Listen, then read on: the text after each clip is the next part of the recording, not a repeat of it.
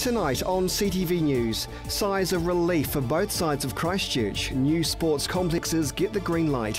Food wastage under the spotlight, and keeping safe as the rebuild ramps up. Broadcasting across Canterbury, from the CTV studio, this is First at 5. Good evening. They're one step closer to becoming a reality. Christchurch will soon get its new sports complexes in the east and southwest. But after years of planning and debate, will they serve enough of the future sporting needs of the city? Plans for the city's new public sport and recreation complexes have been given the go-ahead today, but will they be enough? The Christchurch City Council gave the go-ahead today for the Eastern Recreation and Sports Centre in New Brighton and Ngāpunawai near Wigram. They're the council's answers to replacing and enhancing the Central City's Centennial Pool and QE2 Park Sports Centres, both destroyed by the quakes, and both complexes have been met with contention and planning concerns. The Eastern Recreation Centre will be built on the former QE2 Park site, along with the new campuses for Avonside Girls and Shirley Boys High School, and both schools will use the new complex. But community groups say the complexes will not provide for the area's population, both with local sport and recreation demands and the two schools. The $39 million complex will not have an Olympic-sized pool and is a scaled-down version of its QE2 predecessor, built for the 1974 Commonwealth Games, but it will be slightly bigger than Jelly Park in the city's west. The council says it will contribute some funds for a proposed pool complex in New Brighton, but this would be reliant on the public sector funding the majority of it. It also signed off $2.2 million to buy land to revitalise the New Brighton Mall. In the city's west, nearly 5,000 people submitted viewpoints on the Ngāpunawai Sports Hub, and although traffic and ecological concerns opposed the plans, more than 90% of submitters agreed with its concept. The 32-hectare hub could take up to 30 years to build and will include an athletics track, hockey turfs, outdoor tennis courts and sports fields. So when is a park not a park? Well, Carlisle Park in Sydenham is just that, a green space in limbo. It can't yet be sold and it can't be greened either. What would you do with this piece of land? Straddled by the Colombo Street Bridge, railway tracks and light commercial buildings, should this piece of green space stay? Well, it's been the subject of debate at the Spraden Heathcote Community Board for some time. On one hand, there are concerns that any sale might go to an owner whose design will not positively reflect the Sydenham master plan. But any green space enhancement can't be done either because of council restrictions on new landscaping and planting. The park has been considered surplus to requirements for some time, and this follows the council buying the property in 2001 with the intention of using it as a park.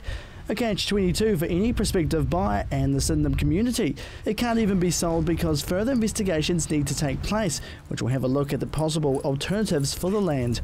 The board and the Christchurch City Council are set to discuss the matter further, and if an agreement can be made, the site will likely go to market in the next couple of months.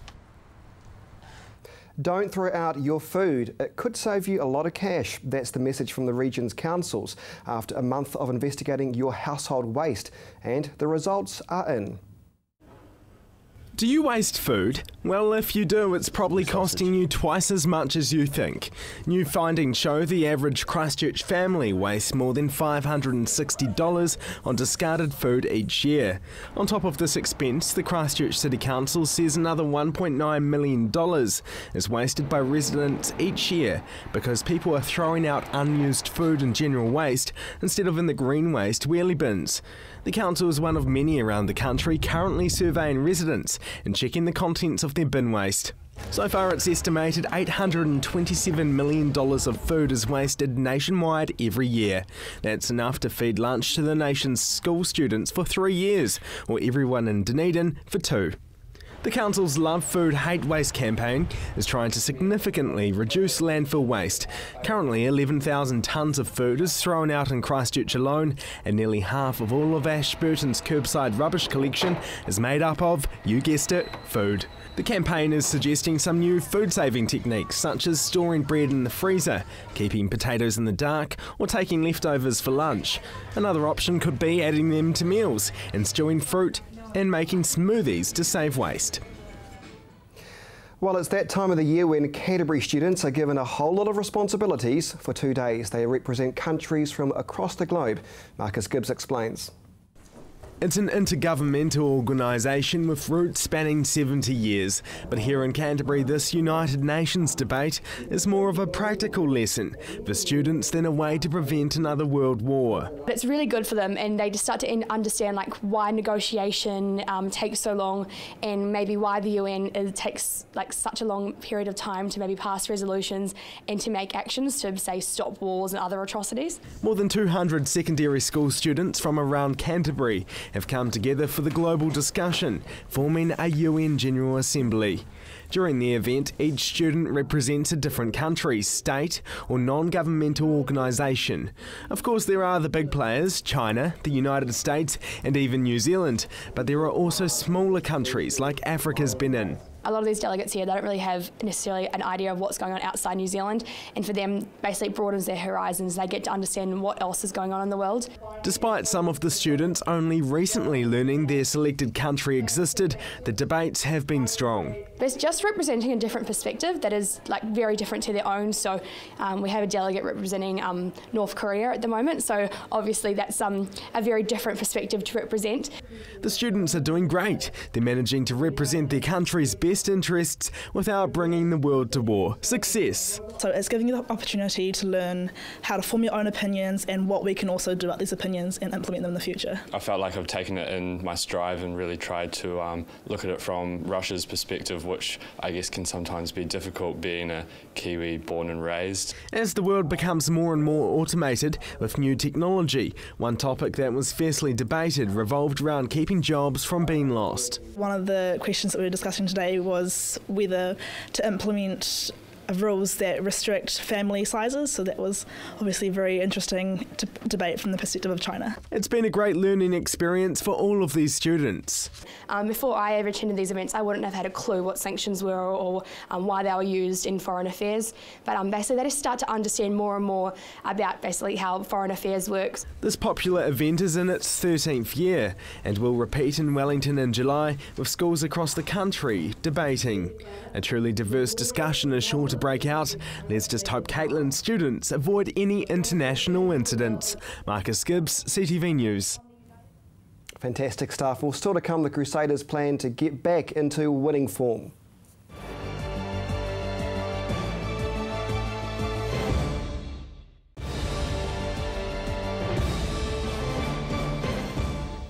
And welcome back to CTV News. A cyclist who injured a pedestrian while riding on the footpath will appear in court charged with careless driving. The 24-year-old has been charged for the incident on February the 16th, where he hit the pedestrian who was stepping out of a door on Manchester Street footpath. The 54-year-old pedestrian suffered a fractured hip, spent 3 days in hospital and had to undergo surgery. Well, after a weekend off, the Crusaders are looking to start a string of good results starting this weekend. Gordzarella was there for training. After a poor start to this year's Super Rugby season, the Crusaders are geared up for this weekend's match against the Lions at AMI Stadium. The team's last match saw them go down 40 points to 16 against the Chiefs in Hamilton a fortnight ago. Coach Todd Blackadder believes last weekend's bye came at the right time for the side. It was good. We had a good chance to review and had some new guys come back into the team as well, so it was a good chance to review and reflect, and we know that we're not meeting the high standards that we set for ourselves, so it's given us a good chance to regroup. The Crusaders are yet to show any sign of the performances that got them to the competition final last year, but Blackadder believes the side are now ready to put a good performance on display. I think if we get our performance right, the win will take care of itself. I think it's really important we put a performance out on the track that we're proud of, and we haven't done that. I mean, there's probably 15 minutes against the Highlanders where that looked like good Crusader rugby, but the other two performances well below our standards, so it's a good opportunity to regroup and get out there and perform. While the slow start to the season isn't yet causing panic stations, the coach knows that a good run of form needs to come. We've certainly got a hangover, when it comes to starting slowly, and that is true, it's correct. But also too, you want to be peaking at the right time, and so much is about continuity and timing your run. You want momentum at the right time. So if what we've been through, we've won 1 out of 3. So this weekend we get ourselves back on track, and we've got a 50% record, and there's a lot of rugby to go. So There are distractions, but for us, I think we've got to that point of the season where, we've really got to turn up and perform now. The Crusaders have become renowned for their slow starts over the past few years, with last season's turn in form largely helped by the introduction of Fijian winger Nemani Nadolo. The crowd favourite is set to make his first appearance of the season on Saturday and is looking forward to helping the side return to form. I honestly feel like a little kid going to school for the first time, so this week would be a new year, new season, and hopefully I can add some flair or some spark to it. The team will also be helped with the introduction of a string of All Blacks, including Sam Whitelock, Dan Carter and Kieran Reid. The returning captain knows this weekend's opposition have to be taken seriously after their display last weekend against the Blues. Got a really great scrum and a line-out maul as well, just typical African team. So, we've got to be on our game. They scrum for a long time, so we can't just, hit and stop. So, showed that against the Blues, so it'll be a tough effort. Colin Slade retains the position at first 5, with Dan Carter in the 12 jersey, a combination that saw the team achieve a lot of success in the latter part of last season. The other note in the back line sees Tom Taylor in at fullback, with Israel Dagg still nursing an injury. The return of Owen Franks at prop, meanwhile, is the icing on the cake for what looks like a strong Crusaders side on paper. Saturday's game is a rare afternoon match with kick-off at 4:30. Gordon Findlater, CTV Sport. A new multi-million-dollar earthquake laboratory is being built at Canterbury University. The 300-square-metre building is designed to test full-scale building systems under a variety of earthquake conditions. The university says the scale of the building is necessary to apply tests in full-size scenarios to get the more accurate findings. Following the earthquakes, Canterbury University has attempted to climb the ranks of the world's best universities for civil and structural engineering. It currently is number 20 in the world. Well, now here's Warren Head with this week's business report.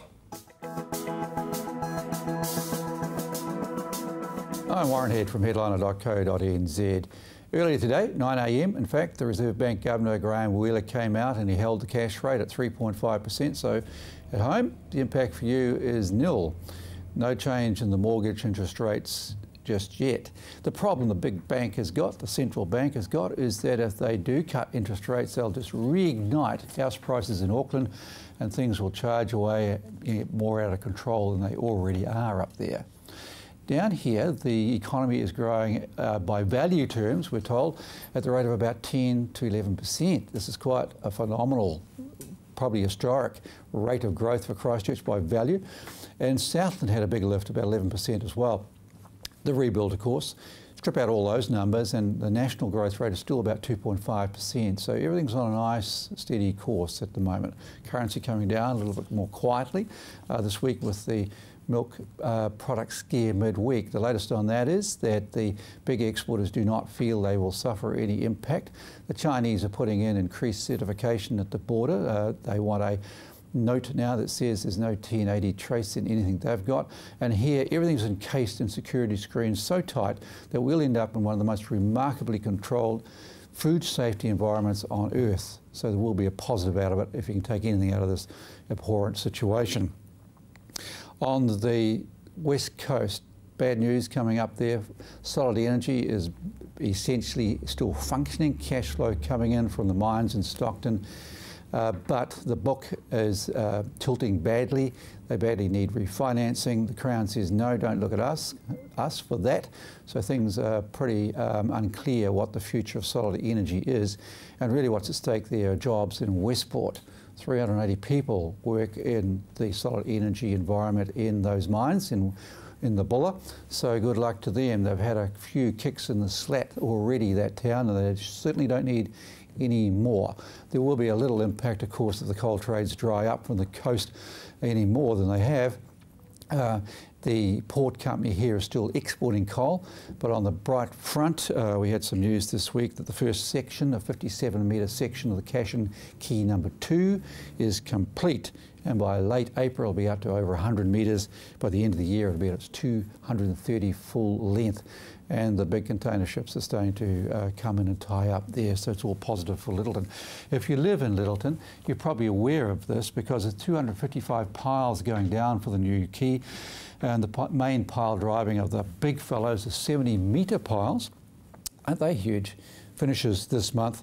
And the smaller ones, the 12-metre piles, will be all finished by the end of July, and it'll be very, very quiet for you again.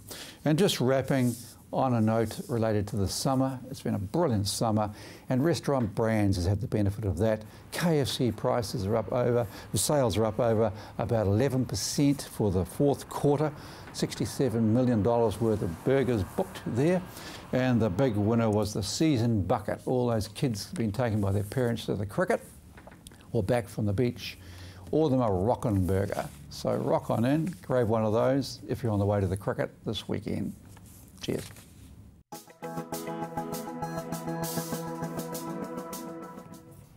A rockin' burger, there we go. What is a rockin' burger? Anyone know? Oh, a rocket burger, thank you, Gordon. All right, some news just into us here at CTV News. We're getting reports of a fire that has flared up at Pines Beach. We're not sure of the details, but we have got some photos coming into us here. It looks a reasonable size. Probably best to avoid the area if you can. If you see smoke, you know what's underway. There is a fire at Pines Beach. Well, still to come here on CTV News, we'll have your weather report. Stay with us.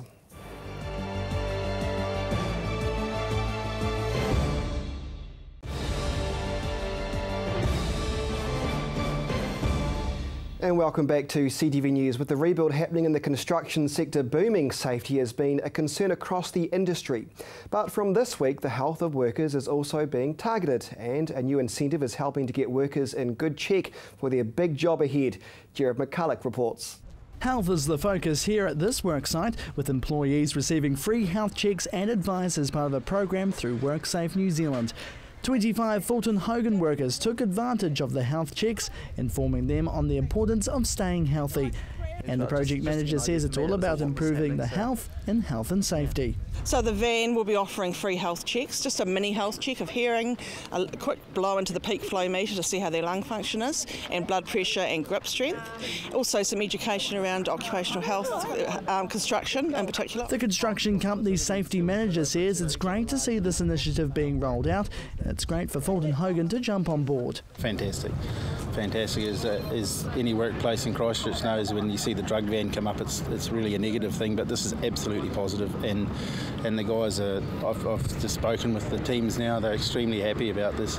They've got water, they've got fruit, they've been able to do some very elementary health checks. It's been fantastic. And he says it's a great move to put extra awareness on a growing issue. I think it really helps to promote it, that it gives a very good image.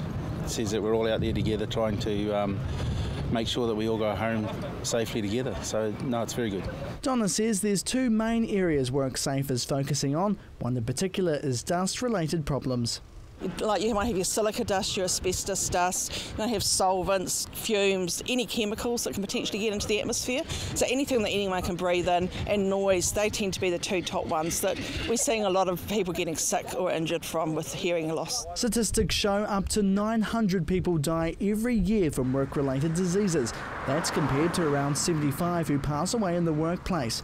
And Donna says the large number of illnesses are down to poor health initiatives. However, she says it's getting back to the basics that makes all the difference for improved health in this industry. Big thing is, if you've got personal protective equipment, put it on and wear it, make sure it fits properly, and then get your health checked, get your lung function checked, get your hearing checked on a regular basis, work with your employer to get that done. Remember the basics and then add on the rest of the stuff that you need to be doing. Fulton Hogan has a full-time health professional on hand to help staff with any issues they have, and she says it can make a real difference. My primary focus is health checks, so all of our guys and girls have a health check at least once a year. We then review them 3 months later to check hearing again, and then again in a year's time. But this may not always be easy for smaller companies, and the big aim for Donna: to get the information out to people, raise the awareness. That'll be the big thing. And for employees, employees to be able to say, hey, look, we've had this information, and go back to their employer and say, look, what can we do about this? Can we get some health programs in place? So it empowers the employees to be able to do that, and it also gives the employers some information, because a lot of the people we're seeing are small business, so there might only be 3 or 4 guys on site, and so that employer often doesn't know what he needs to be doing. So this is a chance to get in front of him or her and say, look, this is what you need to be doing, and get that education out there. Around 400 construction workers will see this van popping around the city as it continues its journey for the next 2 weeks. Jared McCulloch, CTV News. And now it's time for your region's weather. Good evening, Canterbury. Let's take a look at your weather. Timaru, you're on 20 today. Temuka and Geraldine slightly warmer on 21 degrees. Ashburton and Methven, it was a similar day for you today, sharing 19 degrees. Rakaia, 19 for you also.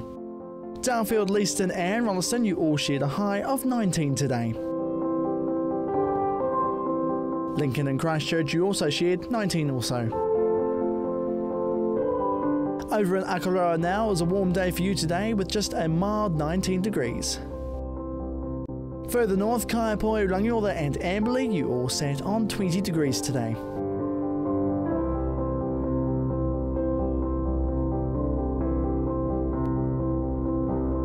Culverden, Hamner Springs and Cheviot, the warmest place to be today in Canterbury with a high of 22 degrees.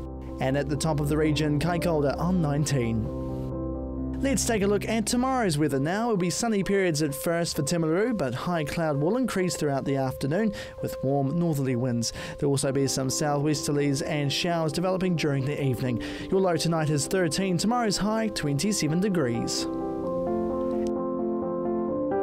Ashburton now, a fine Friday ahead for you with just some warm temperatures here and there and some high cloud expected. Your overnight low is 13, tomorrow's high 28.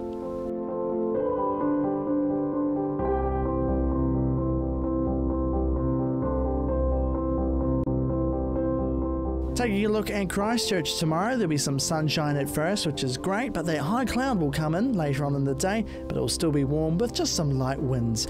Your overnight low tonight is 13, tomorrow's high 28 degrees.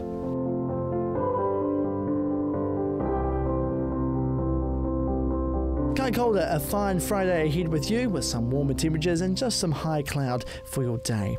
Tonight's low is 13, tomorrow's high 28.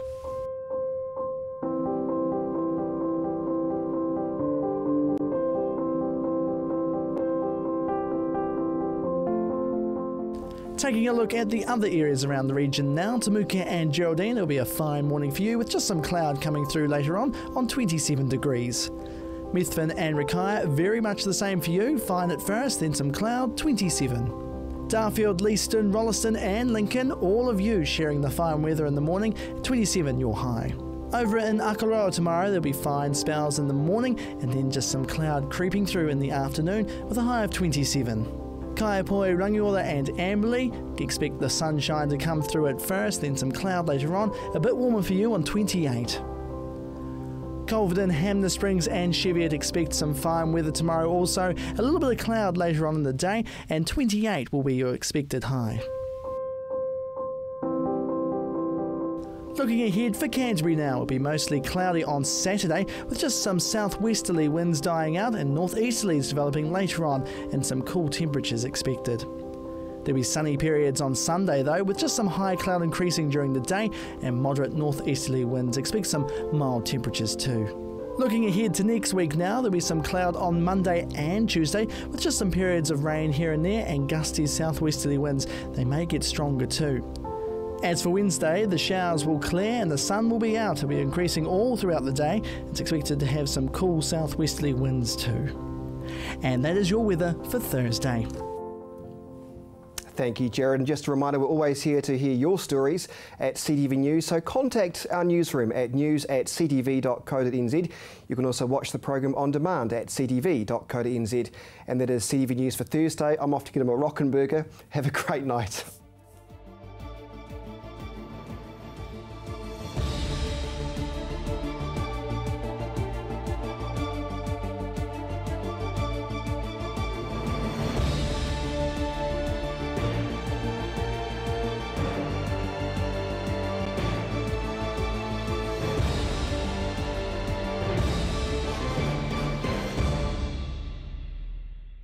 supporting local content so you can see more of New Zealand on air.